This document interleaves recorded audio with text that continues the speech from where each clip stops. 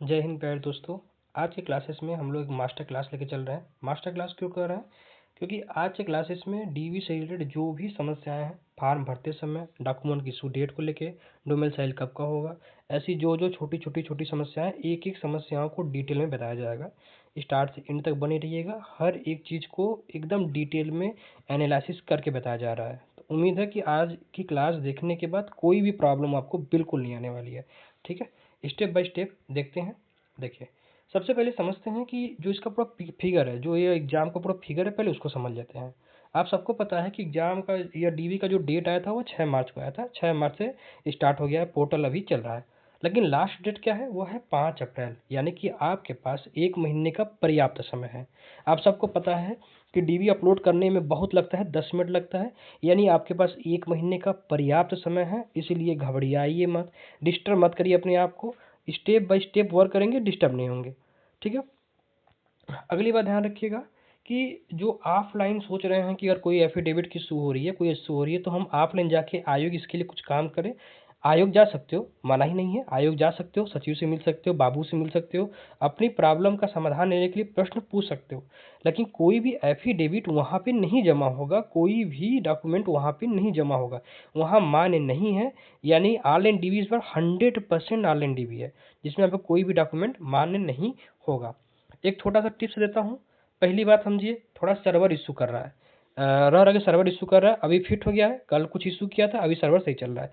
थोड़ा सा server issue कर रहा है, उसको लेकर परेशान मत होइए। सर्वर है, प्रॉब्लम ऊपर नीचे होता रहता है। यूपीटी पॉलिसी के बारे में आप सब जानते हैं। दूसरी बात है, कट ऑफ को लेकर बहुत प्रिडिक्शंस हुई हैं, बहुत लोगों ने बहुत सारी वीडियो बनाई हैं, हज़ारों वीडियो मिल जाएंगी आपको। लेकिन मेरी आपसे छोटी सी रिक्वेस्ट है, अगर आप डीवी के लिए क्वालिफाई हो तो डीवी कराओ।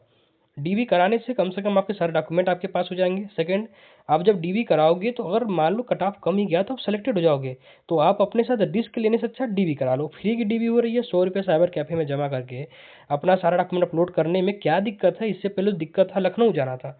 तो डीवी आप सभी लोग कराओ। सबसे इंपॉर्टेंट बात, अगली भर्ती बहुत जल्द आएगी। अप्रैल के बाद यह बता दिया जाएगा कि भर्ती का डेट क्या है।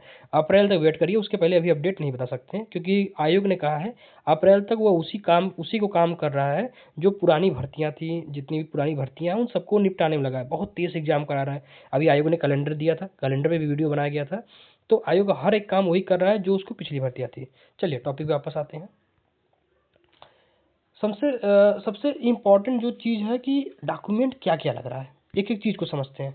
रजिस्ट्रेशन नंबर, रजिस्ट्रेशन नंबर कहाँ से मिलेगा? आपको अपने एडमिट कार्ड से मिल जाएगा। एडमिट कार्ड अगर खो गया है तो नो योर रजिस्ट्रेशन नंबर पे जाके यूपीटी पॉलिसी का पोर्टल खोलिए, वहाँ पर नो योर रजिस्ट्रेशन पे क्लिक करिए। वहाँ पर आप अपना नाम, पिताजी का नाम, डॉक्यूमेंट फिल करके वहाँ से आप अपना पूरा निकाल सकते हैं, सारा डाटा मिल जाएगा। वहाँ पर आपको एजीटीए का नोट रजिस्ट्रेशन नंबर मिल जाएगा, वहाँ से कॉपी कर लीजिए।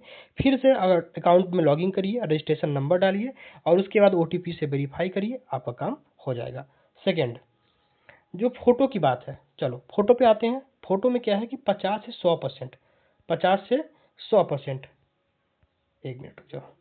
फोटो में क्या है कि फोटो में 50 से 100%, सॉरी 50 100% नहीं, 50 से 100 KB, 50 से 100 KB के अंदर फोटो होना चाहिए। वो जेपीजी फार्म में होना चाहिए, यानी कि फोटो का जो फॉर्मेट होता है जेपीजी होता है, जेपीईजी होता है, ठीक है, जेपीईजी होता है और एक पीएनजी होता है। ठीक है, पीएनजी में क्या होता है? पीएनजी फोटो में बैकग्राउंड नहीं होता है। तो पीएनजी फोटो अपलोड करते हैं, जैसे मान लो आप थंबनेल बना रहे हो, यूट्यूब पे थंबनेल बना रहे हो, तो उसमें जो फोटो लगती है उसके पीछे बैकग्राउंड नहीं होता है। आपने देखा होगा लेयर बाय लेयर फोटो लगाते हैं, उसे पीएनजी इमेज बोलते हैं।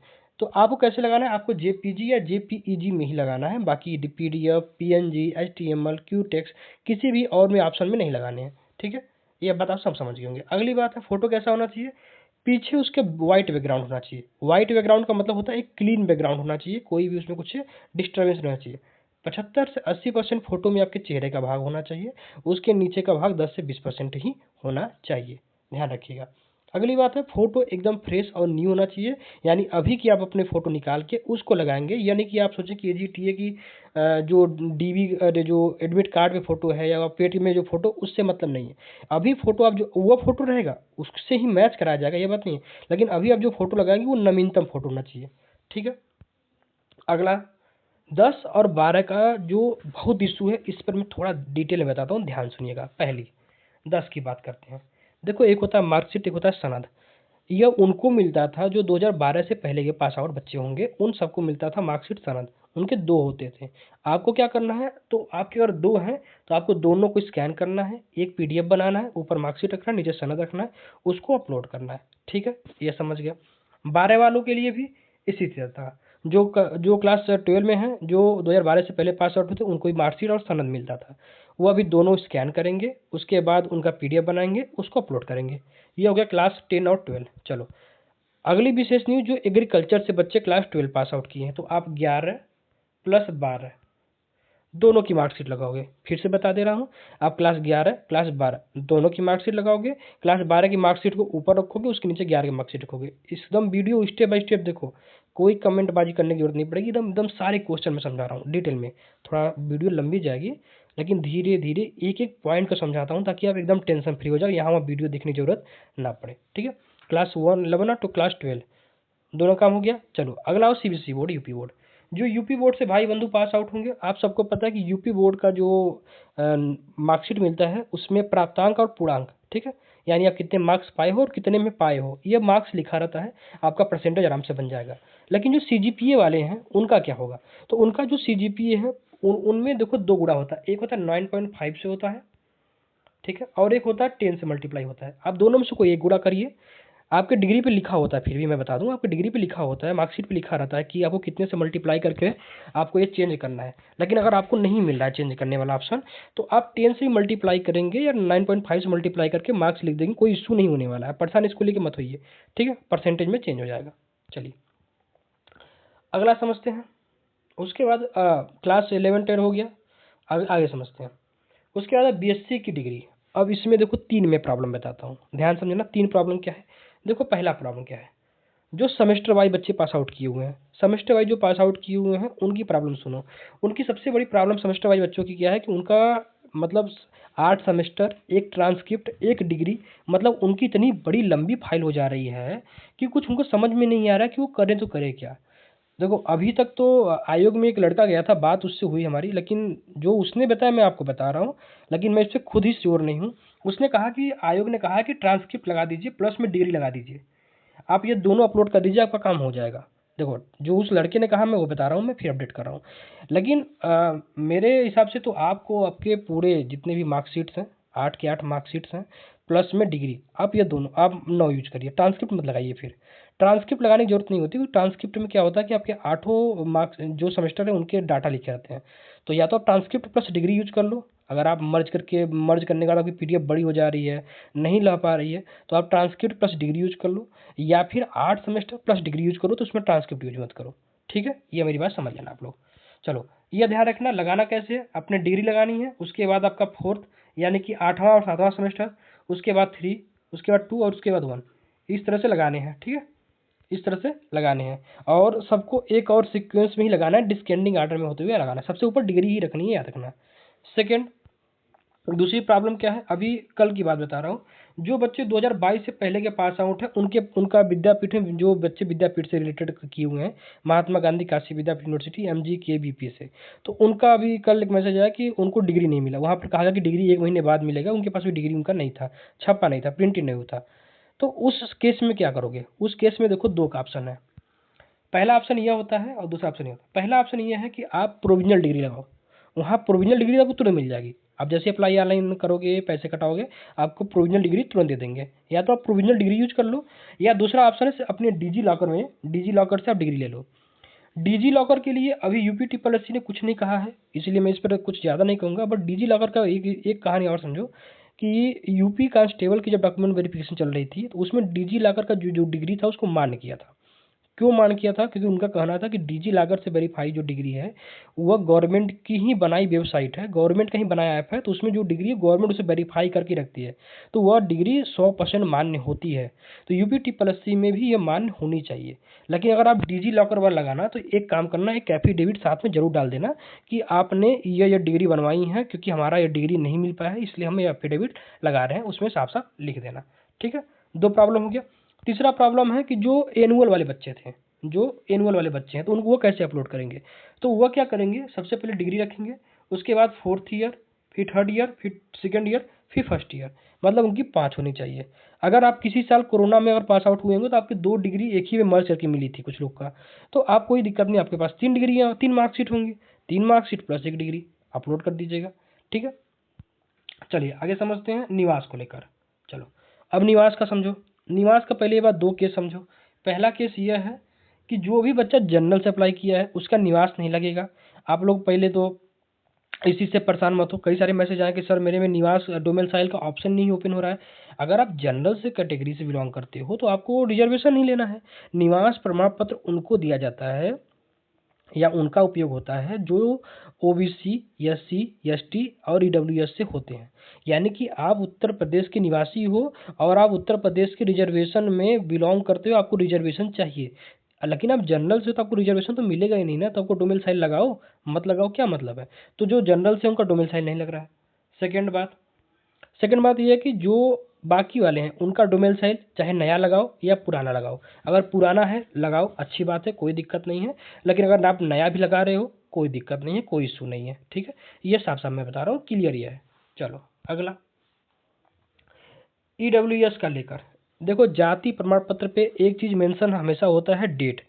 31 मई 2024 के बाद का जाति प्रमाण पत्र या तो ईडब्ल्यूएस का सर्टिफिकेट, इन दोनों में से कोई लगाओगे मान्य नहीं होगा, आपका कैंसिल कर दिया जाएगा। आपका डीवी कैंसिल नहीं होता इस केस में, आपको जनरल से भी फाइट कराया जाएगा। नंबर अच्छा रहेगा तो जनरल से फाइट करोगे, नंबर अच्छा नहीं रहेगा तो घर से बाहर निकाल दिया जाओगे। सिंपल सा समझो, अगर आपका 31 मई 2024 के बाद का आपका कास्ट सर्टिफिकेट है, ईडब्ल्यूएस सर्टिफिकेट है, मान्य नहीं होगा। ईडब्ल्यूएस वाले एक बात याद रखना, आप लोग का 1 साल के लिए ही वैलिड होगा।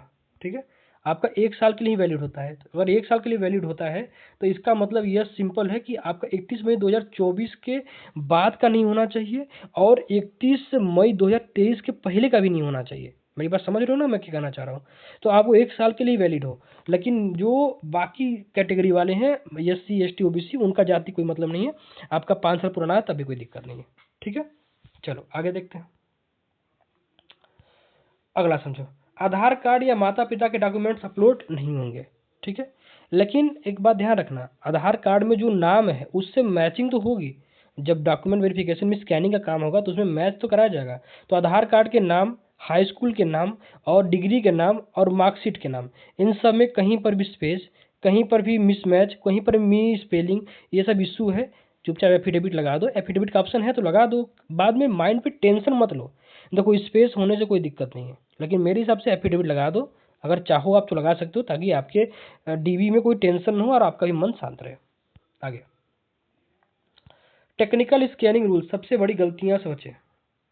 अब यह क्या है मैं समझाता हूँ। जैसे देखो, पोर्टल पे 2 MB लिखा है, लेकिन आपका 1.8 MB से अगर बड़ा फाइल डालो तो अपलोड नहीं हो रहा है। समझ रहे हो ना, ये अपलोड होने के बाद दिख नहीं रहा है कि भाई अपलोड करने के बाद मेरा वो कैसा दिख रहा है। भाई यूपी टप्पी लस्सी से जैसा गंदा आयोग हमने इंडिया में नहीं देखा है। बहुत सारे एग्जाम्स दिए हैं, बहुत कुछ पढ़ा हमने है, हमने भी जॉब किया है, लेकिन हमने इतना गंदा और इतना घटिया आयोग अभी तक इंडिया में कहीं नहीं देखा। जितना बच्चों के साथ मजाक, जितना बच्चों को मेंटली डिस्टर्ब करने वाला आयोग है वो दुनिया में कहीं नहीं है। मतलब आप एक एक वेबसाइट बना रहे हो, वेबसाइट का सर्वर बैठ जा रहा है। आप एक वेबसाइट बनाए हो, 2 MB की लिमिट रखे हो, और अगर कोई बच्चा 1.9 MB का फाइल अपलोड कर रहा है तो उसके फाइल में एरर आने लग रहा है। मतलब सोचो कितना मजाक है यार, कि इन लोगों के पास इतनी भी सेंस ऑफ ह्यूमर नहीं है कि कोई बच्चा अगर 8 सर्टिफिकेट, एक ट्रांसक्रिप्ट, एक डिग्री अगर अपलोड करेगा, वो फाइल 5 MB से कम नहीं होगी कि उसकी क्वालिटी अच्छी होगी। अरे पढ़े लिखे सब बाबू बैठे वहां पर हैं कि महाबैलट बाबू बैठे, मुझे तो ये नहीं समझ आ रहा है। गजब के हैं यार। बताना कमेंट में आप लोग कि बैल बाबू वहां बैठे हैं कि पढ़े लिखे बाबू बैठे हैं। देखो अगला समझो, जब अपलोड करना, तो मैंने एक एरर देखा है तो मैंने उसको थोड़ा सा बताता हूँ कि जब आप अपलोड करना तो इससे पहले आप अपने सारे डॉक्यूमेंट को स्कैन करना।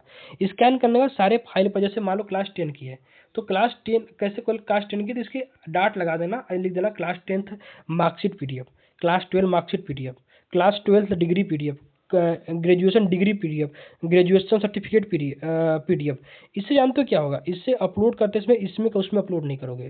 भाई देखो, अगर गलत जगह अपलोड कर दोगे तो कोई चांस नहीं है, फिर आपको भाई यही तो बहुत घटियापन है। चल अगर ऑफलाइन डीवी कराते हैं लोग, हम लोग सामने से वेरीफाई करवाते हैं, अपने चीज़ को बताते हैं, सब पूछते हैं, वो हमसे पूछते हैं, हम उनको दिखाते हैं कि हाँ ये डिग्री है। अब ऑनलाइन करा रहे हो, इसमें को उसमें अगर हम अपलोड कर दिए, मेरी डिग्री खत्म हो जाएगी। भाई कभी कभी लोग गलती कर देता है प्रेशर में आके, ये कोई बड़ी बड़ी बात नहीं है। किसकी कैसी हालात है, कौन क्या प्रेशर में है, माइंड में क्या डर रहता है, ये सबको पता है कि बहुत बच्चे इसमें 99% बच्चे हैं जो पहली बार डीबी करा रहे हैं, तो उनके अंदर एक अलग सा डर होता है, अंदर से एक अलग सी जज्बात होती है। ये कैसे समझाए आदमी यार। चलो आगे समझो। देखो मोबाइल से स्कैनिंग कर सकते हो, कोई दिक्कत नहीं है, लेकिन मोबाइल से स्कैन किया हुआ पीडीएफ अच्छा नहीं आएगा। तो मेरी मानो, जब भी पीडीएफ स्कैन कराना हो तो आप चले जाओ किसी किसी साइबर कैफे चले जाओ, वहाँ पर जो प्रिंटर होता है उसके स्कैन कराओगे तो उस पर एक ही डाटा को स्कैन कर लेता है। ठीक है, तो स्कैनिंग का काम जो है भाई आप जाके प्रिंटर से करना, इतना भी अपने आप को लेजीनेस में मत रखो, आलसी इतना गधा मत बनो। ठीक है, चलो अगला समझो।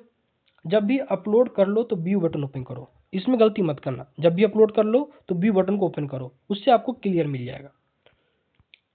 थोड़ा सा आपसे हम्बल रिक्वेस्ट है, कम से कम चैनल को सब्सक्राइब करते रहिए, आपके लिए इतना मेहनत किया जा रहा है, तो आप एक छोटा सा प्रेम तो दिखा सकते हो अपना आप ना। ओटीपी से वेरीफाई करोगे, ये आप सबको पता है। पेड का रजिस्ट्रेशन नंबर नहीं, एजीटी का रजिस्ट्रेशन नंबर डालना है, नहीं तो ओपन नहीं होगा। उसके बाद ओटीपी आएगा, ओटीपी के तुरंत बाद काम होगा।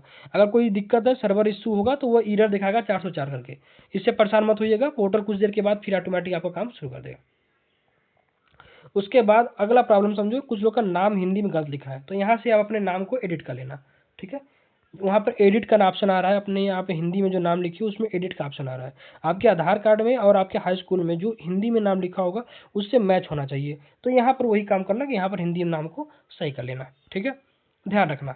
जैसे मैंने यहाँ पर लिख दिया है कि पांडे की जगह ऐसा पांडे दिख रहा है, तो भाई उसको सही कर लो। पांडे दोनों सही है, यहाँ पर दोनों पांडे जो लिखा है सही है, लेकिन आपके डॉक्यूमेंट में कौन सा पांडे लिखा है, वह पांडे यहाँ पर पांडे होना चाहिए, नहीं आपको पंडा पर आ जाएगा। मेरी बात समझ गए हो। पिताजी का नाम में देखो, पिताजी का जो मूल निवास है और वर्तमान पता है वो सही भरना। ठीक है, इसमें कोई फर्जीवाड़ी मत करना। माता जी की जानकारी जो डॉक्यूमेंट में है वो सही से अपलोड करना। ठीक है,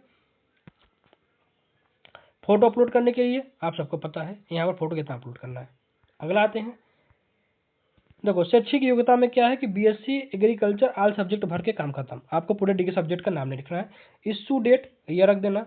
चलो यहाँ पर मैं एक एक चीज़ को लिखा हूँ, समझो।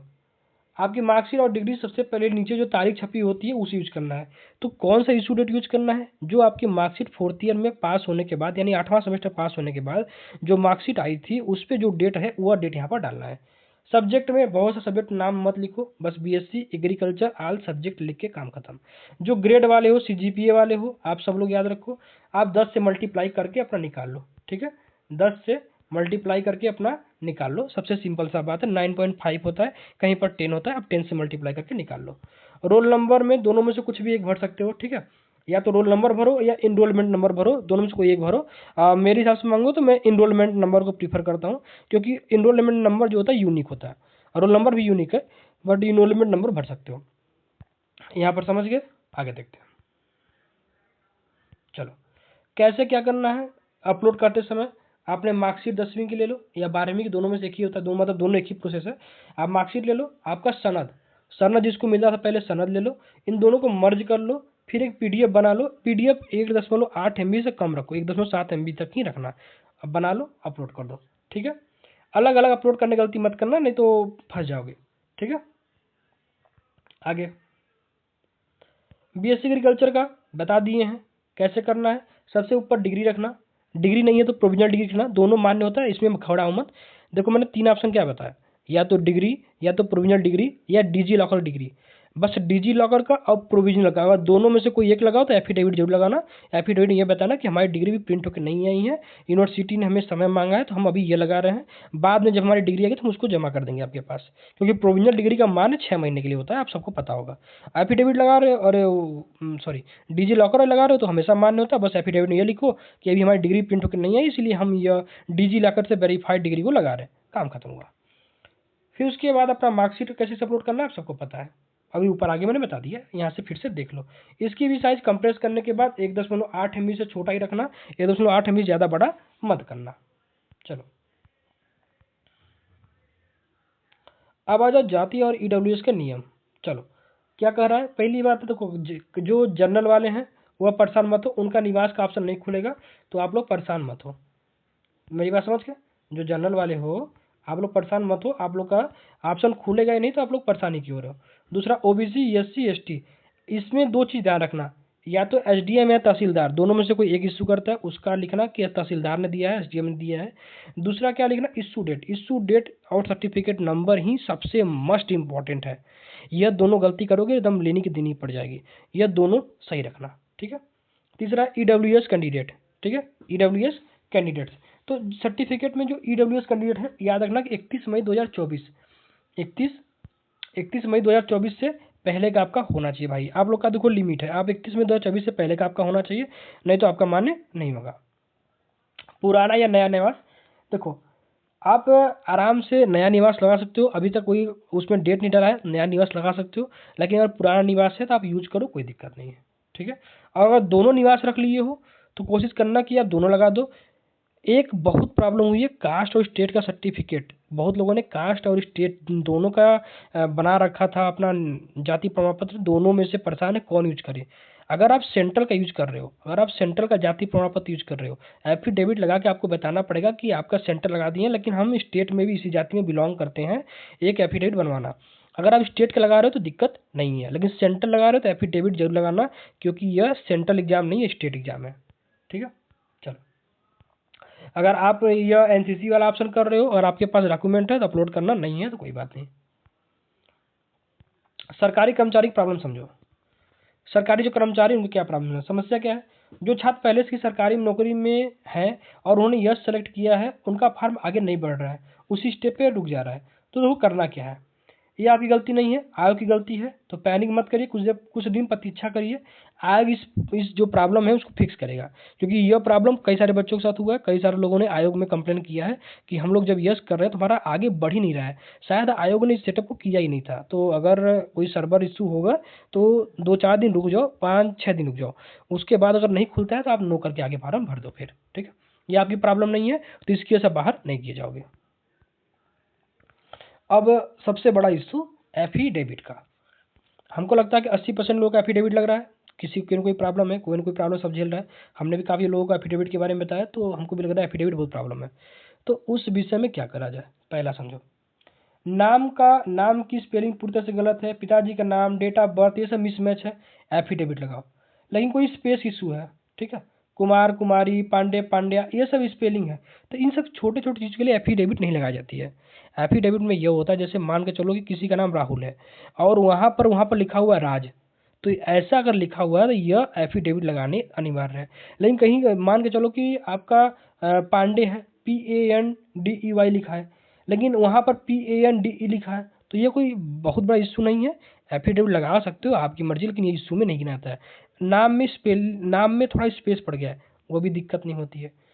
लेकिन एक बात ध्यान रखना है, एफिडेविट लगाते समय एक क्लेरिफिकेशन बॉक्स उसके सामने ओपन हुआ है, तो एफिडेविट आप क्यों लगा रहे हो, आप किस वजह से लगा रहे हो, मतलब वहाँ पर एक क्लेरिफिकेशन डाटा में एकदम स्पष्ट रूप से लिखना कि मेरा बीएससी एग्रीकल्चर मार्कशीट में पिता का नाम सुधार के लिए मैंने एफिडेविट लगाया है, क्लास 10 में मेरा नाम मार्कशीट में गलत लिखा है इसके लिए मैंने एफिडेविट लगाया है, मेरे नाम की स्पेलिंग गलत है डिग्री में इसलिए मैंने एफिडेविट लगाया है। तो क्लेरिफिकेशन वाले बॉक्स में एकदम क्लियरिटी के साथ लिखना।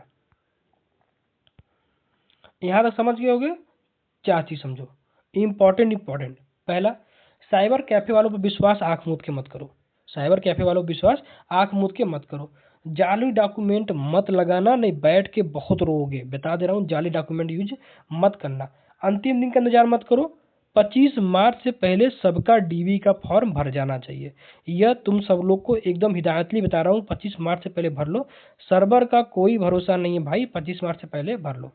और बिना प्रीव्यू किए सबमिट मत करना, प्रीव्यू करके देख लेना, एक एक चीज़ को पढ़ लेना। जो फार्म डीबी का आप 10 मिनट में कर रहे हो उसको 25 मिनट में करो, लेकिन एक एक चीज़ को पढ़ के देते बैठ के करना, ये जॉब है भाई, ज़िंदगी की बात है। आप रात दिन एक करके मेहनत करके पढ़े हो इसी दिन के लिए ना मालिक, तो मेहनत कर लेना, ठीक है। उसके बाद खुलेगा फाइनल सबमिशन और प्रिंट वाला ऑप्शन। पहले यहाँ से चेक कर लो कि आपने सब कुछ अपलोड कर दिया है कि नहीं कर दिया है, पहले इस चीज़ को चेक कर लेना। यहाँ पर ग्रीन टिक आपको मिल जाएगा। उसके बाद आप कैप्चा फिल करना, फिर सबमिट करना। ध्यान रखना, डिक्लेरेशन वाले में टिक करोगे तभी होगा, सबमिट करोगे तो एक वेरिफिकेशन कोड आएगा, उसको डालोगे सबमिट हो जाएगा। उसके बाद प्रिंट आउट कर लेना, प्रिंट जनरेट कर लेना, तुम्हारा काम हो जाएगा। चलो, अब तुम्हारे कुछ छोटी छोटी अपडेट। डीवी अब तुम्हारा सफलतापूर्वक हो चुका है। अपना जो भी कमेंट है, कमेंट जो भी प्रॉब्लम है, कमेंट बॉक्स खुला हुआ, कमेंट बॉक्स में आ जाओ। अगला हम लोग का टारगेट अगला है एजीटीएफ की जो नई वैकेंसी आने वाली है उस पर मेहनत करें हम लोग। आप सब लोग वर्क हार्ड करिए, स्मार्ट बनिए और अपने भविष्य को सुरक्षित करिए, अपना मेहनत करिए। छोटा सा रिक्वेस्ट, नहीं सब्सक्राइब की हो सब्सक्राइब कर देना, आपका ये छोटा सा प्यार बड़ा साथ देता है। चैनल को सब्सक्राइब करिए। मिलते हैं फिर नेक्स्ट वीडियो में। कोई समस्या हो कमेंट करिए। तब तक मस्त रहिए, पढ़ते रहिए। धन्यवाद।